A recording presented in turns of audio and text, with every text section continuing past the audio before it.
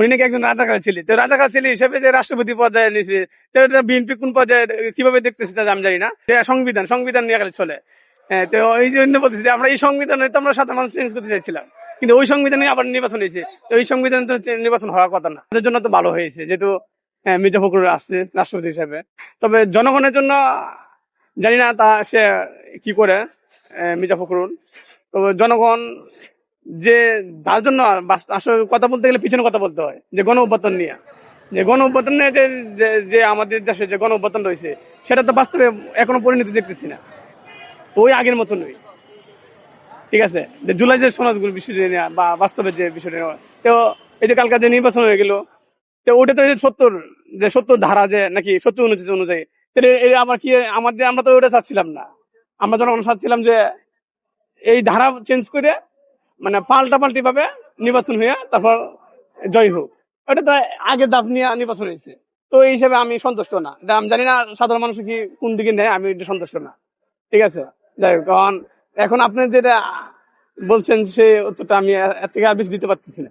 অবশ্যই ওনার ত্যাগ আছে, তো ওনার পাশাপাশি আরো রাজনীতিটা আছে। তো আমরা যেটা অনলাইনে দেখতেছি বা বিভিন্ন মিডিয়ায় দেখতেছি যে উনি নাকি একজন রাজাকার ছেলে। ঠিক আছে, উনি নাকি একজন রাজাকার ছেলে, তো রাজাকার ছেলে হিসেবে যে রাষ্ট্রপতি পর্যায়ে নিয়েছে, তো বিএনপি কোন পর্যায়ে কিভাবে দেখতেছে তা আমি জানি না। তো উনি একজন দলের একজন বড় একজন নেতা, সে হিসেবে আমি তাকে গণ্য করি। আর এখন তো দলের থেকে তো তারা সাপোর্ট, যেহেতু দলের পক্ষে তো সে সাপোর্ট করবি, স্বাভাবিক। ঠিক আছে, সংবিধান সংবিধান নিয়ে খালি চলে। হ্যাঁ, তো এই জন্য বলতেছি যে আমরা এই সংবিধানে তো আমরা সাধারণ মানুষ চেঞ্জ করতে চাইছিলাম, কিন্তু ওই সংবিধানে আবার নির্বাচন হয়েছে। তো ওই সংবিধানে তো নির্বাচন হওয়ার কথা না। এটা পাল্টাপাল্টি নির্বাচন হবে, যার মন স্বাধীনভাবে ভোট দিবে, যে যার দরকার তাকে ভোট দিবে। কিন্তু ওটা তো ওইভাবে সিস্টেমে গেছে, তার এককভাবে। এটা জোরপূর্বক হিসেবে গেছে। এই জোরপূর্বক হিসেবে দেশ সুন্দর হবে না। আমি চাইছিলাম যে হয়তো যে এই লোকটা ভালো, তারা নিয়ে ভোট দিল। মানে এখন যে সিস্টেমটা নিচ্ছে 70 অনুচ্ছেদ অনুযায়ী, তাহলে তাদেরকে একটা জোরপূর্বক হিসেবে নেওয়া হয়েছে, যে যদি ভোট না দেওয়া হয় তাহলে এমপি পদ বাতিল করা হবে। এটা তো আমরা জনগণ চাচ্ছিলাম না। আমরা যখন চাচ্ছিলাম যে আমি আজকে ওনাকে ভালোবাসি, আমি ওনাকে দিব, প্রয়োজন আপনাকে ওনাকে ভালোবাসি, ওনাকে দিব, আমার স্বাধীনতা থেকে আমি দিব।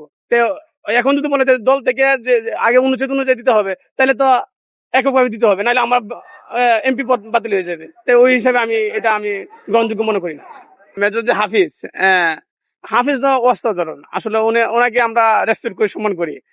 উনি স্পিকার হিসেবে, যে অত্যন্ত সুনামধন্য হিসেবে আমরা সবাই সাপোর্ট করি ওনাকে।